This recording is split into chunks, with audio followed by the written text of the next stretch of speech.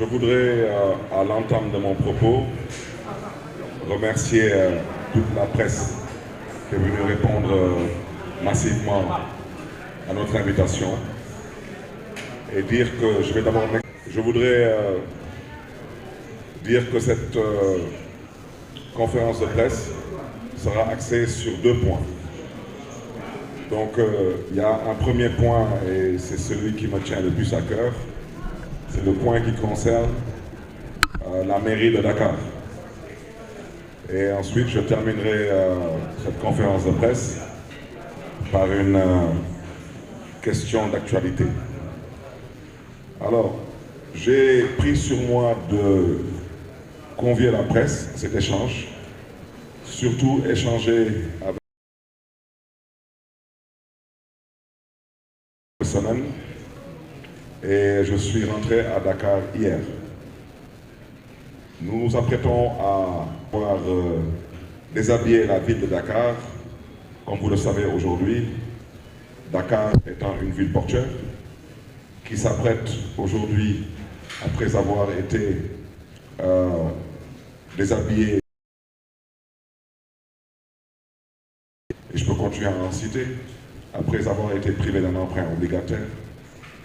Aujourd'hui, on a décidé de dépouiller Dakar, après avoir déshabillé Dakar. Comme vous le savez, le budget de la ville de Dakar n'est qu'une prévision budgétaire en recettes et en dépenses. Et il y a des taxes qui sont très importantes pour la ville de Dakar, et ce sont ces taxes qui nous permettent de pouvoir mettre sur la table un budget qui nous permet de pouvoir satisfaire les besoins des populations dakaroises dans le cadre des 9 domaines de compétences qui nous sont transférés par le Code général des collectivités locales. Grande fut ma surprise de voir que pour l'année 2024, plus ou moins pour l'année 2023, excusez-moi, pour l'année 2023, l'État du Sénégal a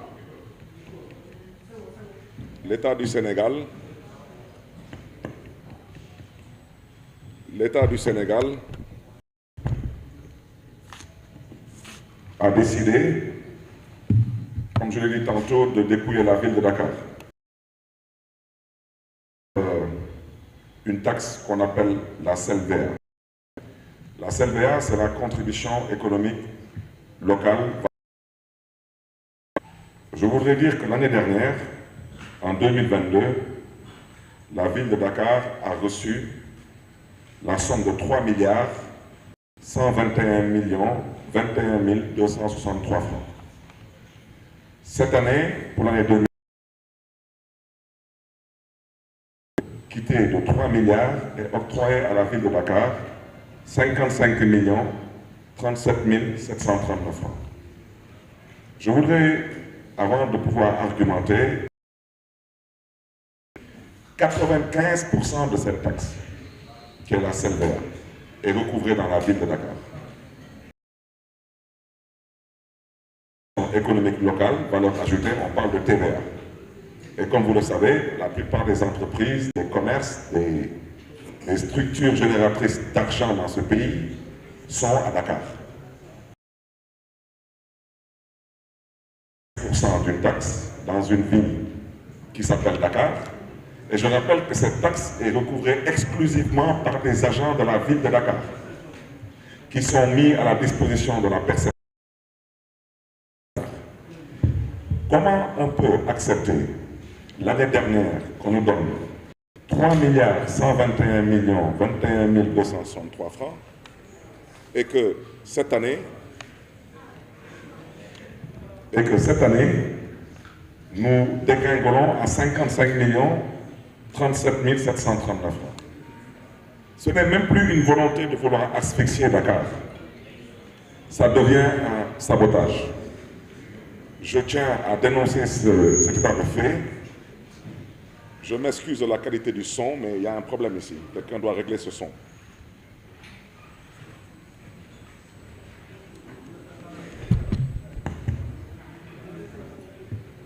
Allô? Je m'excuse. On avait quelques problèmes avec le son. Je voudrais, avec votre permission, dire que cette CELVEA, en 2019, la ville de Dakar avait reçu en 2019 4 milliards 328 millions. En 2020, la ville de Dakar a reçu 2 milliards 549 millions. Et en 2020, a tiré sur la sonnette d'alarme face à cette injustice. Ils ont cherché à se rectifier. En 2021, c'est remonté à... Et comme vous le savez, c'est l'année à laquelle je suis à la tête de la municipalité. Mais comme c'est de bonne guerre, on a volé cela de 5 milliards à 3 milliards 100. Et cette année, on décide de quitter de 3 milliards à 55 millions. Ce que je veux dire par là, si l'État du Sénégal ne se ressaisit pas, il faut que les gens comprennent que malheureusement la ville de Dakar, qui avait décidé de mettre l'humain au cœur de ses urgences, va trouver des difficultés pour pouvoir honorer ses engagements. Les écoles de la place, ces bourses que distribue la ville de Dakar pour un montant de 3 milliards, aussi bien ne sont pas supprimées, ces bourses seront significativement revues à la baisse. Donc je voudrais m'adresser à tous ces étudiants, qu'ils sachent que malheureusement, ils sont au milieu d'un combat politique qui ne dit pas son nom. Je voudrais aussi m'adresser à toutes ces populations dakaroises qui se soignent grâce à ce budget de la ville de Dakar. Ici, à Dakar, comme ceux qui sont évacués à l'étranger, particulièrement au Maroc. Je voudrais aussi dire que la politique sociale de la ville de Dakar, concernant les aides sociales pour des personnes en difficulté, concernant les secours pour des événements comme les fêtes de Tabaski, de Korité, de Pâques, de Noël, et j'en passe, que tout cela malheureusement aura un impact sur les populations dakaroises. Je voudrais à ce titre surtout profiter de cette occasion pour interpeller directement le chef de l'État, lui dire qu'il a l'opportunité de sortir par la grande porte, après l'avoir félicité de ne pas vouloir briguer un troisième mandat, comme le veut la Constitution du Sénégal, lui dire que la ville de Dakar n'a jamais été un moyen pour financer une campagne électorale. La ville de Dakar n'est pas une propriété appartenant au maire que je suis ou à la coalition à laquelle j'appartiens. Et devoir priver le peuple de Dakar de bourses, de soins de santé, que ce soit des analyses ou des évacuations sanitaires, de certaines de ces que pour combattre une ville et son maire, je trouve cela déplorable et c'est à décrier. C'est pourquoi, moins de 24 heures après mon arrivée à Dakar, j'ai pris sur moi de dénoncer cela parce qu'il n'est pas question pour moi de m'adresser à des fonctionnaires. Ce qui s'est passé là n'a rien à voir avec des fonctionnaires. Je répète et je le rappelle au besoin. Il y a 606 collectivités territoriales au Sénégal. La ville de Dakar est la seule collectivité territoriale qui est citée dans la Constitution.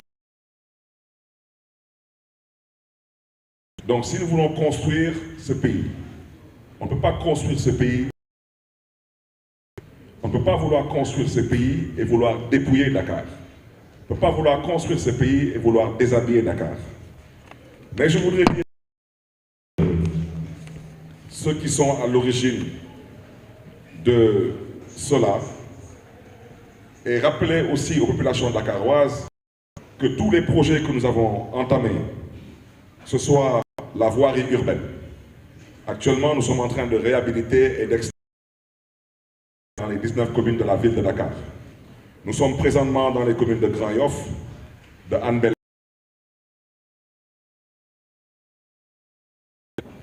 Et comme j'ai déjà dit, c'est un marché clientèle de 15 milliards 300. C'est la voirie urbaine de Dakar. Je voudrais dire que notre volonté d'aménager les 65 jardins et espaces publics de la ville de Dakar, cette volonté reste intacte. Je voudrais dire que notre volonté de construire et d'aménager les terrains synthétiques dans les 19 communes de Dakar, je poserai le 20 décembre la pose de la première pierre pour le démarrage de la construction du terrain synthétique dans la commune de Cambérène. Dire que cette volonté restera intacte. L'aménagement de toilettes publiques dans les gares routières, dans les gares routières. On s'excuse parce que ce sont... Est-ce que quelqu'un peut se déplacer ici parce qu'il coûte le signal?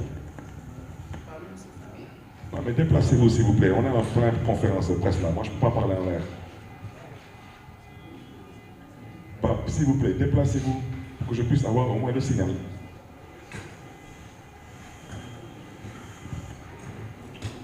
Je voudrais dire que notre volonté de construire le CEM de Cambérène reste aussi intacte. Ce sont des engagements qu'on a pu apprendre aussi bien religieuse à Cambérène. Je voulais dire que l'inauguration du centre d'hémodialyse de Dakar sera effectif. Et ce centre de dialyse sera inauguré d'ici la fin du mois de décembre. Je voudrais aussi rappeler que la construction des 4 centres médico-scolaires dans les 4 arrondissements du département de Dakar, cette volonté reste intacte. Le projet de revamping de la ville de Dakar, avec l'extension de l'éclairage public, mais aussi le pavoisement de la place de l'Indépendance et les grandes artères de la ville pour les besoins des fêtes de fin d'année, nous nous y attelons. Et à ce titre, nous invitons les populations dakaroises à s'approprier du pavoisement sur différents sites de Dakar, des aménagements réalisés pour embellir cette ville pour les besoins des fêtes de fin d'année. Je veux dire aussi que la construction du CM Adama Diallo dans la commune de Mermoz dans l'arrondissement de Grand Dakar, dire aussi que la ville de Dakar, dire aussi que la construction du pôle parent de l'hôpital Abbas Ndao, nous sommes en phase de finition. Ce sont les engagements de campagne que nous comptons respecter. Aboutiront, Inch'Allah. Dire aussi que la construction et l'installation d'une salle avec un skatepark à Grand Yoff, cela a déjà été réceptionné. Je terminerai en concernant les cimetières de Saint-Lazare et de Yoff, dire actuellement la grande mosquée de Liberté 3 en face du commissariat de Dieuppeul, ainsi que la paroisse des martyrs de l'Ouganda, et dire que toutes les grandes mosquées de la ville de Dakar seront pavées dans le courant de l'année 2024. Je parle des mosquées dans lesquelles on prie vendredi, ainsi que toutes les églises de Dakar seront pavées. Je terminerai par dire que les travaux d'aménagement des allées Khalifa Boubacar Sy sont lancés. Ce n'est que le début pour qu'on peut désencombrer, on peut désengorger et que les bandes de terre sont faites pour être des aires de détente, des aires de rencontre et de loisirs et non des aires de vente, et le faire sans avoir à utiliser la violence envers les concitoyens.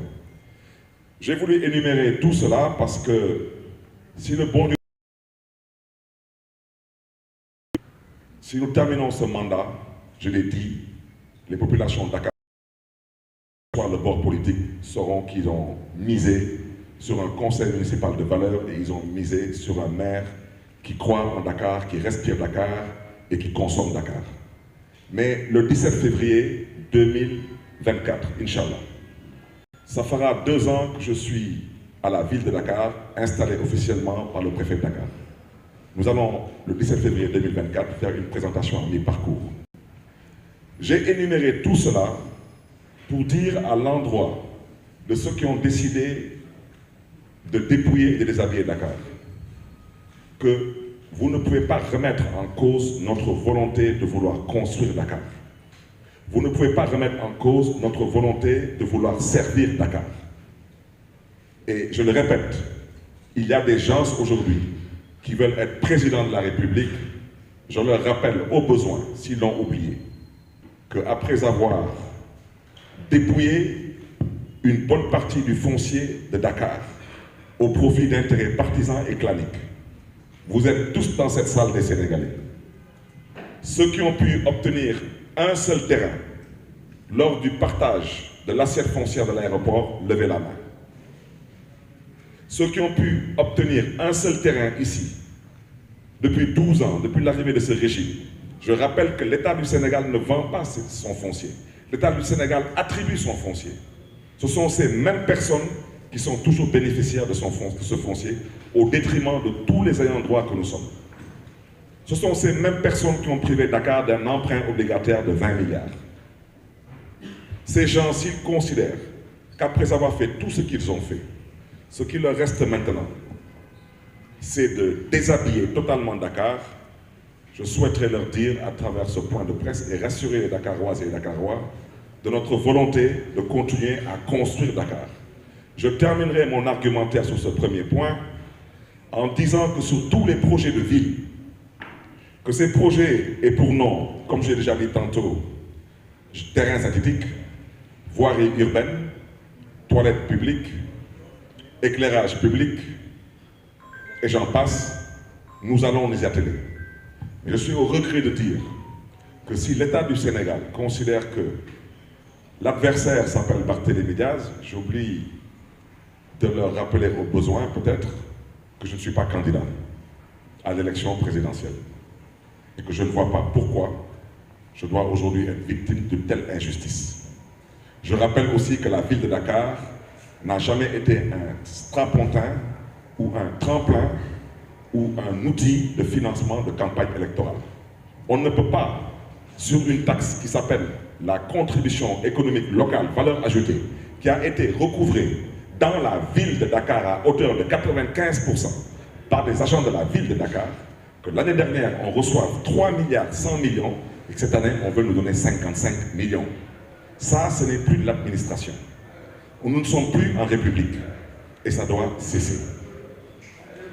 J'ai voulu le dire parce que, comme j'ai déjà dit, il faudrait que les structures sanitaires, les hôpitaux, que ce soit Dantec, qui est fermé bien sûr, Principal, FAN et j'en passe, qu'ils comprennent qu'il y aurait peut-être des changements dans notre collaboration.